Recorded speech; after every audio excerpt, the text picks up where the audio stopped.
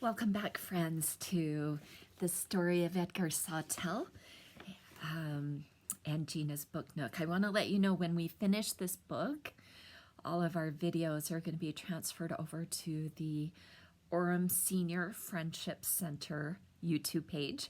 So I hope that you'll join us there and subscribe.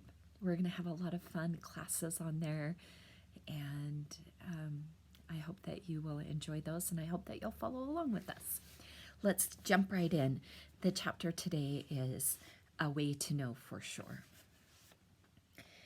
The metronome of the kennel ticked away, sunrise and sunset. A new litter was arranged, a late summer whelping expected. 4 dogs from the oldest litter were placed over the next 2 weeks, entailing a frantic burst of finish training, evaluation, and paperwork. Dr. Papineau found a reason to drop in whenever the adoptive owners arrived, exuding what seemed to Edgar an increasingly proprietary air. And Edgar found himself drawn between opposed desires, to wait and watch or to run away, to tell his mother what he suspected or to fling himself at Claude. Days his head rang with fatigue. Nights he dropped onto the bed and lay for hours as his gaze jittered across the ceiling. Storms drew him like a moth to a porch light, and he walked aimlessly through the rain, coring his interior with second thoughts, treble thoughts. The strangest kind of curse had been laid upon him, knowledge without hope of evidence. He felt haunted, not so much by his father's figure as by his father's memories, poured into him that night, only to be lost again. Nothing he did could recall them. There was that a memory of his own, or was it a shred of his father's, or had his ceaseless inward scrutiny manufactured phantoms that were no one's recollections at all? His mind seemed capable of twisting back along any slithery line of thought, reflecting its own desires like a bead of mercury jiggling before a mirror, recalling anything he wanted, true or false. Whenever the rain stopped, he was left disappointed and angry most of all at his father, and then aghast at himself for it. And despite his mother's declaration, Claude did not come to stay all at once. There was never a clear boundary, never a decisive moment to which Edgar could object. If Claude spent the afternoon working in the kennel, he would leave before evening came. The next day he might not show up at all, or might stop by long after dark to leave a bottle of wine while the Impala idled in the driveway, some companion waiting in the passenger seat. Features underlit by the dashboard while the radio played, and his mother following Claude to his car. Sit tight, Edgar told himself. Just wait. That meant sitting at the dinner table and watching Claude slice and chew and swallow and smile, while Edgar's heart vibrated like a hummingbird in his chest. It meant sitting in the living room afterward, pretending indifference. Mornings, it meant looking at the soap shavings scattered about the porch, and the cakes became turtles, frozen in the act of hatching. Altogether too much like Edgar himself, caught and unable to move as days lapped and receded. It meant, worst of all, being obliged to help Claude in the kennel, where despite his resolve, Edgar too often replied to Claude in slashing, incomprehensible torrents of sign. But when he would stay calm and watch, he saw not one Claude, but many. The quiet one, the jovial one, the confidential one, the one who sat silent in a group. When people came to visit, he watched Claude steer them outside to walk through the apple orchard, or into the field, or up the road. Any place quiet and private. There would be talk and laughter, a gesture of surprise, a head nodded in agreement, none of which told Edgar what he wanted to know. And in the end, he was certain of only one thing. Claude kept coming back. Whatever Claude wanted, whatever he had done, no matter how nonchalant he acted, he had to keep coming back. The white patch had spread, or so it seemed, a lone dandelion, as bleached and colorless as the grass around it, sprouted in the center, mop half open. Edgar plucked the albino thing and pressed the scentless mass to his nose. When Almondine began to investigate the spot, he shooed her back and rolled the wheelbarrow over, spade rattling in the bed. His mother emerged from the depths of the barn and stood watching. "What are you doing?" He dug the point of the spade into the white patch. "Does that look normal to you?" "What?" "This, right here, this spot." She looked at the patches of dead grass scattered around the lawn, all withered from the dog's urine, then back at Edgar with an unhappy expression. When he looked up again, she was gone. He dug out a hole until it was below the dandelion's taproot and carted the dirt into the field by the hazels. He filled the hole with quicklime from the bags stacked by the rear barn doors and poured a bucket of water over it all and watched the quicklime slake. When he had finished, he filled a coffee can with the same chalky powder and walked to the hazels and salted down the dirt. Dusk. Bats whisked through the corona of insects around the yard light. The dog's attention spans were long now, and they began to show rare, unnameable talents. When Edgar cultivated for hours in lieu of being in the house, there were long recalls in the field, Babu and Tinder bounding through lime-colored hay from some far zenith, Finch and Opal learning to untie simple knots. When asked to clear a leash tangled around her feet, Essay would crouch and leap, avoiding in one adroit move the laborious process of stepping out of the loops. In the mow, he sat the dogs in a circle and knotted a tree into a rag and tethered it to one of the fly lines threaded through a pulley in the rafters.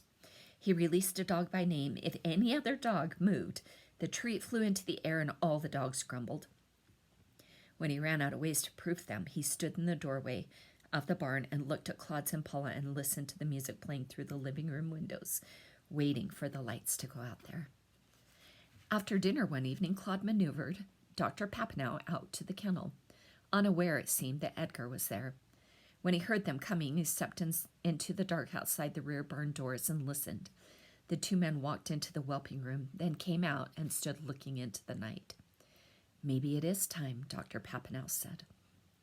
"I've maintained these dogs are a too well-kept secret for years now." "Well, you know what I think," Claude said, "but Trudy might appreciate your advice. She respects your opinion, something fierce." "I don't know about what. With Trudy, it's better to wait to be asked than to offer an opinion." In the dark, Edgar grinned. He wasn't sure what they were talking about, but he remembered well the night Dr. Papineau had provoked his mother and how quickly the old man had backpedaled. "Would want to rethink your share if you came in on this. 20% might be more reasonable." Dr. Papineau grunted a low, "I've never gotten around to selling that lot on Lake Namakagon. It's just sitting there." "How many does he want to start with?" "Well, 12 for now. A pilot run at Christmas, and then something bigger next year." "Well, I suppose I could talk to Trudy next time I'm out." They were quiet for a time. "You know, Strumpy's is having a fish boil on Saturday, 1st of the summer." "Is that right? Lake trout?" They turned and walked up the kennel aisle. "Whitefish, I think. Why don't we swing by and pick you up? I could make myself scarce if you wanted to talk to Trudy then." Edgar watched them go. After Dr. Papineau had driven away, he walked into the house and clapped his leg to call Almondine to go upstairs, all the while feeling Claude's gaze on his back. When Saturday night came, Edgar made it clear he wasn't going anywhere with Claude. His mother feigned indifference, as with a contrary pup, though he knew she felt otherwise. The moment the Impala's taillights disappeared, he rifled the mail drawer, then the kennel files laid on top of the freezer, and the working notebooks. Almondine sat and watched him search. In the closet, he checked the pockets of Claude's coat and trousers. He found nothing to help make sense of that overheard conversation. Then he turned to more unlikely places, the ammo box with the old telegram, the truck, and finally the spare room. It was almost empty, and had been since Claude moved out, but on the interior wall was a small door. He crouched and opened it and looked into the unfinished rafter space above the kitchen. There, stacked haphazardly across the dusty bats of pink insulation, were a dozen cardboard boxes, the ones his mother had packed that winter day he had come upon her, with her hair wild about her head and so lost in grief she had not even seen him. He knelt on the joist and pulled the boxes into the room. They were printed with logos for canned tomatoes, baked beans, ketchup, their flaps crossed and taped down. The heaviest were jammed with shirts and trousers, exuding the faint scent of his father's aftershave. Edgar ran his hands along the insides, feeling for anything not fabric. 2 of the boxes held coats and hats, and 2 more shoes. Finally, a smaller box of miscellany, his father's spring-banded wristwatch, his razor, his key ring, his empty leather billfold, shiny on the flanks but the corners stretched and pale, and the stitching unraveling on one side. From the bottom, Edgar lifted out a Mellon High School yearbook, class of 1948. Tucked inside the front cover was his father's diploma, printed on thick stock with Mellon High School crusted across the top. He paged through the black and white photographs until he found his father among the 25 graduates, between Donald Rogers and Marjorie Snyder. His father's expression was severe in the style of many of the portraits, and his gaze focused on some distant concern. He'd worn glasses even then. Edgar turned to the sophomores. Claude was listed as one of 3 without a picture. Edgar scrutinized the posed group shots and candids, the football team, the farm club, the choral group, the crowd in the cafeteria. In the process, 2 loose photographs slipped from the latter pages, people and places he did not recognize. He shook the yearbook over his lap. 3 more photographs fluttered out. In one, his father stood on a lakeshore, fishing. In the other, he sat in a truck, sporting several days' growth of beard. His elbow rested on the open window, and his hand was draped over the steering wheel. The final photograph had been taken in their yard. In it, the barn appeared in the distance, rising darkly above the slope of the side lawn.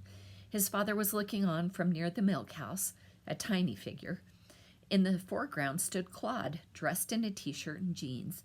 A massive, full-grown dog had just leapt into his outstretched arms. He was laughing and staggering backward, and one of his eyes was black. Edgar sat looking at the photograph. The dog, in motion when that shutter was tripped, appeared mostly as a blur, but it was very big. That much was obvious. It didn't look like one of their dogs, not exactly a mix of some kind, though predominantly shepherd with a dark face, high-set ears, and a saber tail. Edgar turned the photograph over, and on the back, in his father's draftsman-like handwriting, a caption read, "Claude and Forte, July 1948. Claude had taken on the kennel paperwork, an idea Edgar's mother welcomed. Edgar found Claude at the kitchen table often, letters spread about, talking on the telephone for follow-ups and new placements. If Edgar walked in during one of his conversations, Claude would cut his conversation short, as if his brother's work was hard enough without his being under observation as well. The files and records themselves were neatly organized and legible. The problem was mastering the lineage of the dogs available for breeding the next litter, and holding all the requisite information in his head. Claude knew the basics, of course.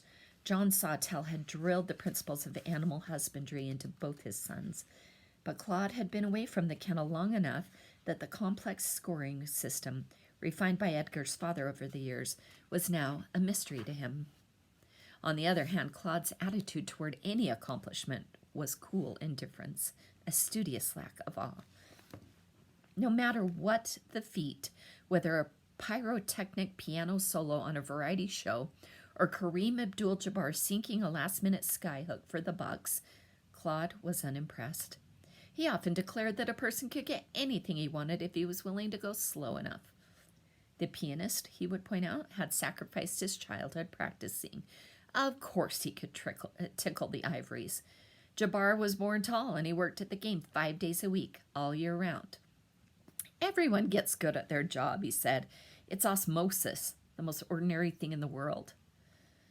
Edgar's mother laughed when Claude started in, having decided it was a form of backhanded compliment, since the more impressive the feat, the more steadfastly Claude held to his position. It wasn't disrespectful, he maintained, because the principle applied to everyone, straight across the board. Trudy, Edgar, and most especially Claude himself. It was never a question of whether Claude could learn to do something, just a question of whether it would be worthwhile and how long it would take. This was his approach to mastering the kennel records and learning to read sign, for that matter, despite the fact that he walked past the sign dictionary in the living room every day. If he kept his hands in the files long enough, the scoring system would become clear, and the merits and flaws of the various lines would sink in without effort. During telephone conversations, he idly flipped through whatever folder happened to be in front of him, doodling lineage charts on the newspaper.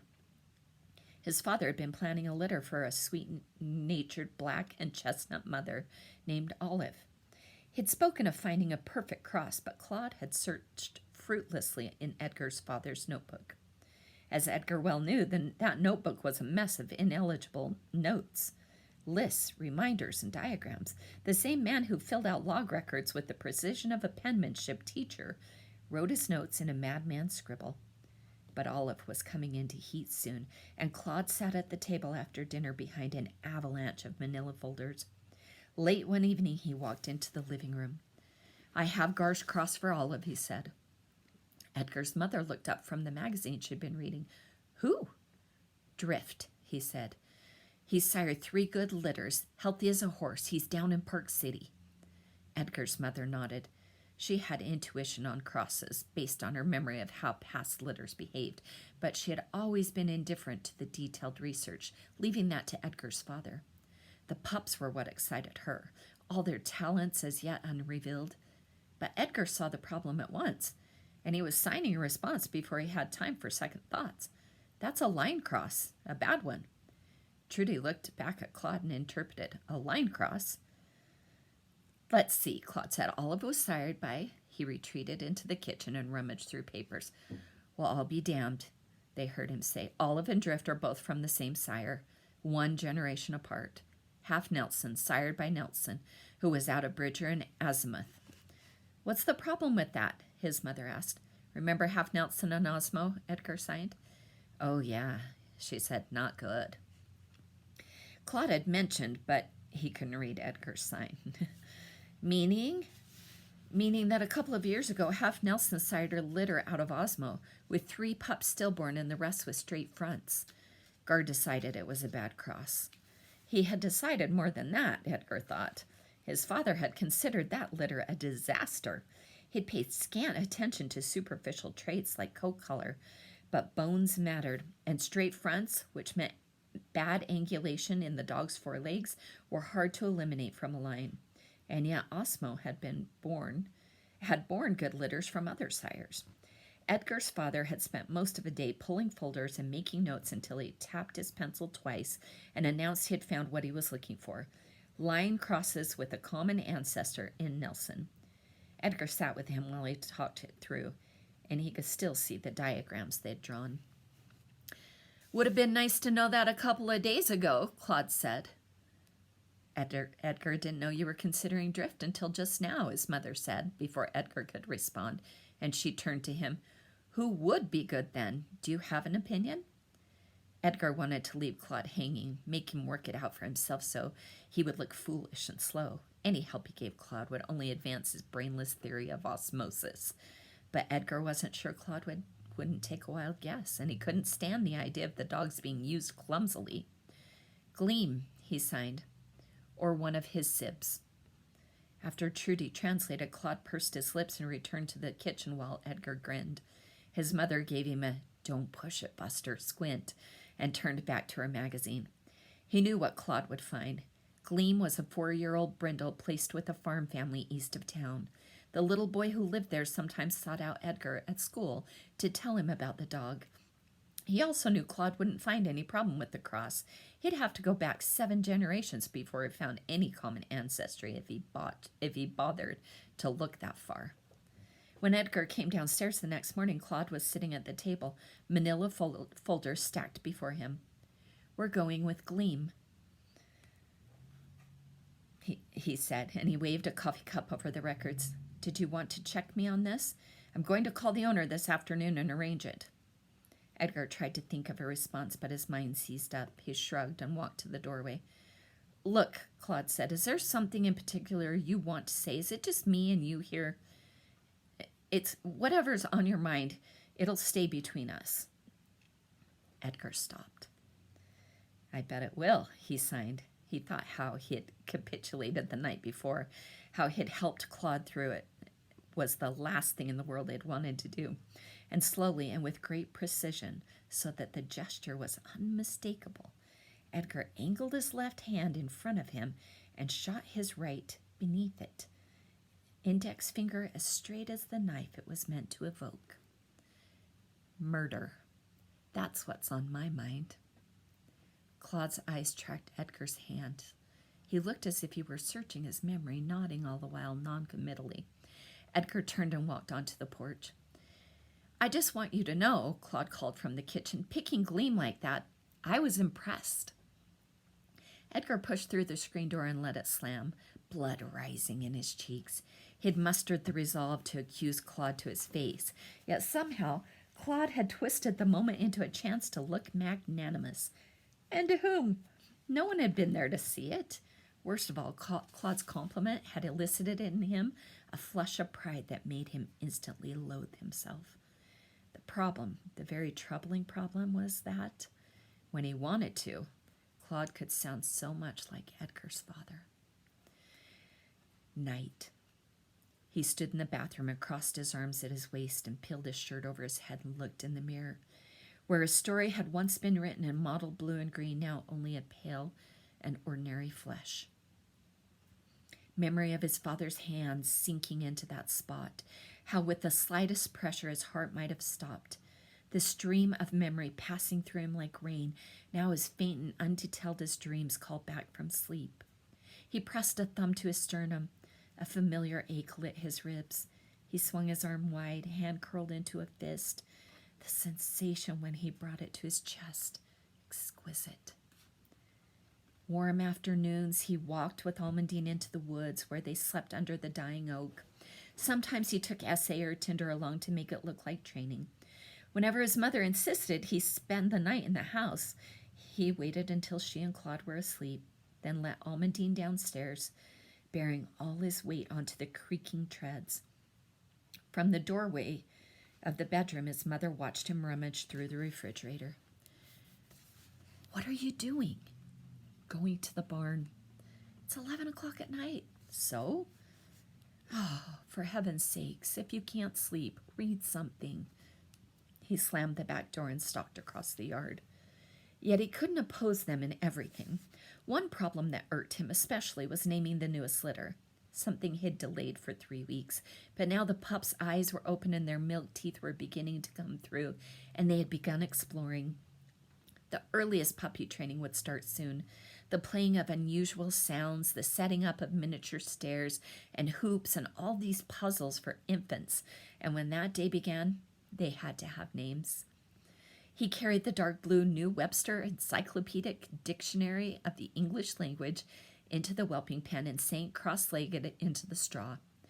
4 pups bumbled to the edge of the whelping box and looked at him. The spine of the dictionary cracked dryly when he laid it open. He sprayed the pages through his fingers. Annotations flickered past, the oldest in his father's handwriting, but most of his own squarish letters. Good names had once lived between the dictionary's covers. Butter, Surrey, Pan, Cable, Argo.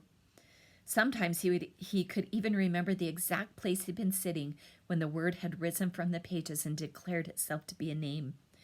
At the back of the dictionary was an essay by Alexander McQueen, the editor, entitled 2,000 Names and Their Meanings, a practical guide for parents and all others interested in better naming. Edgar knew it by heart. The naming of an infant is of more than passing importance, McQueen had written. He'd listed 7 rules for choosing names, such as the name should be worthy, it should be easy to pronounce, and it should be original. Now, the more Edgar thought about those rules, the more the unclaimed words turned to nonsense. Spire, encore, pretend, herb. The mother dog lifted her nose to scent the dry pages, then sighed to acknowledge his difficulties, and he closed the dictionary. The pups had fallen asleep, except one who fussed at a nipple, nursing, then letting go, then taking it again. He reached past the pup and rolled the nipple between his fingers and brought his fingers wet to his nose and tongue. "What are you complaining about?" he sighed. He set aside the dictionary and shifted the pup back into place, stroking it 2-fingered while it nursed, and he didn't stop until it, too, lay asleep. Afterward, he herded his litter into the workshop and up the narrow steps, stopping only to retrieve the photograph of Claude and Forte from its hiding place, tucked into the envelope with the Hachiko letter. The mow was still warm from the day's heat. He swung open the broad door at the front and let the night air wash in, cool and thick with pollen. The dogs wrestled and plunged across the straw bales at the back, for the once vast wall of yellow had diminished to a low platform. They would need more straw soon. That meant a day standing at the mow door, waiting at the creaking conveyor for bales and driving in the hay hook, and stacking them cross-hatched to the rafters.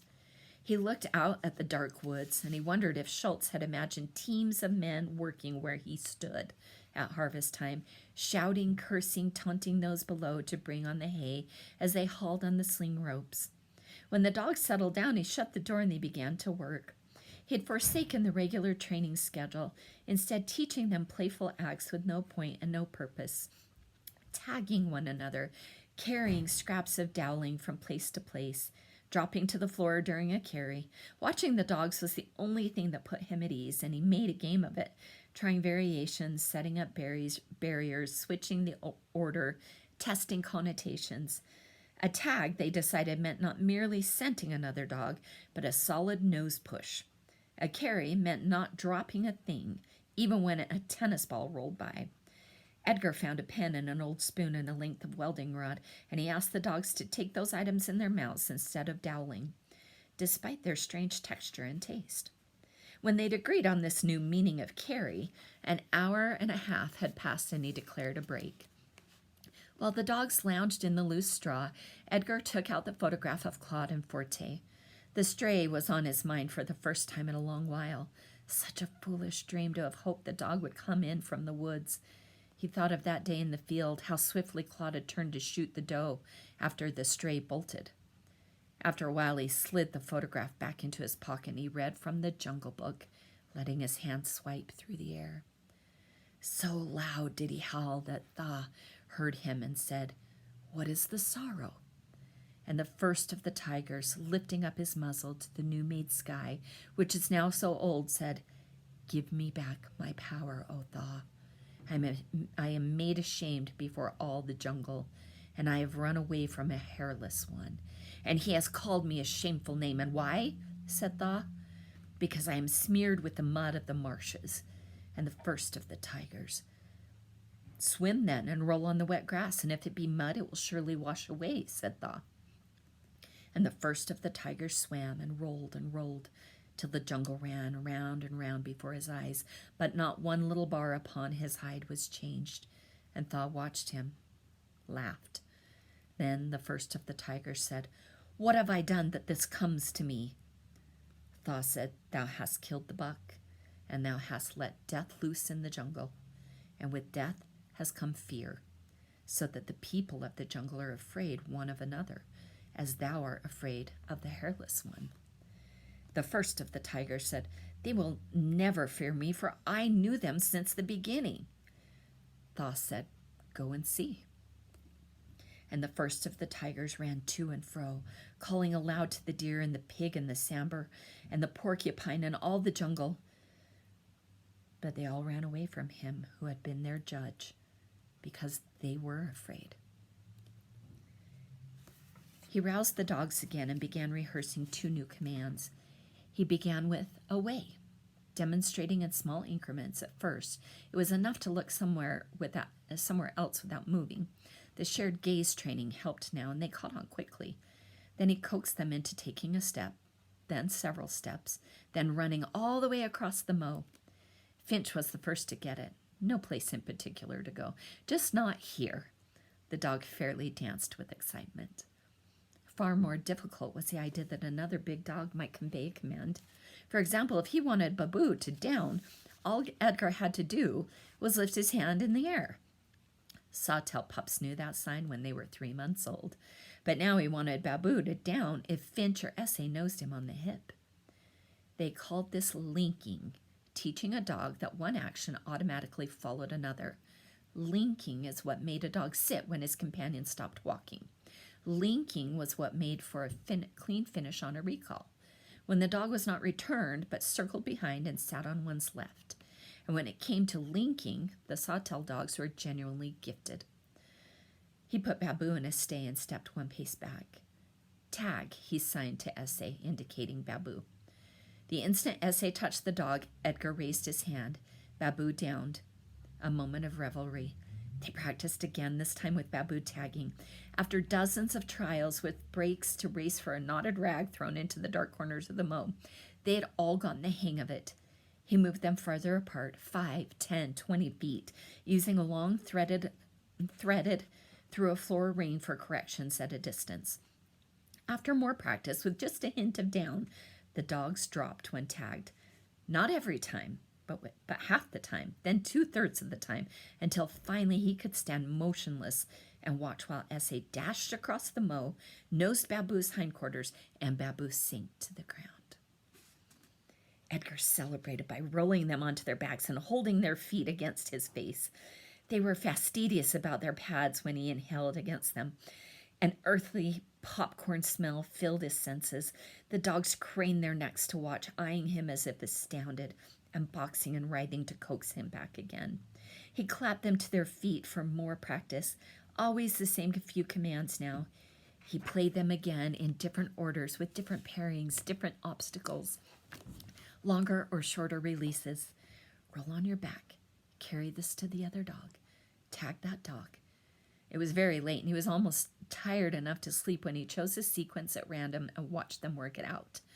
Opal trotted across the mow, holding a dowel in her mouth. She tagged Umbra. Umbra dropped to the floor. Something about the sight of it brought Edgar to his feet.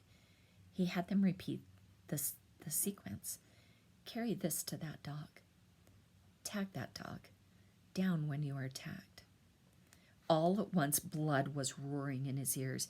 He understood that an idea had slowly been dawning on him, parceled out over the course of days in bits and pieces from some dim compartment of his mind. They went through the drill again. Each time he saw more clearly the image of Claude backing out of the barn, looking for something, dropped or flung away, the white snowy world behind him. If that sight brought the memory back for Edgar, might it do the same for Claude?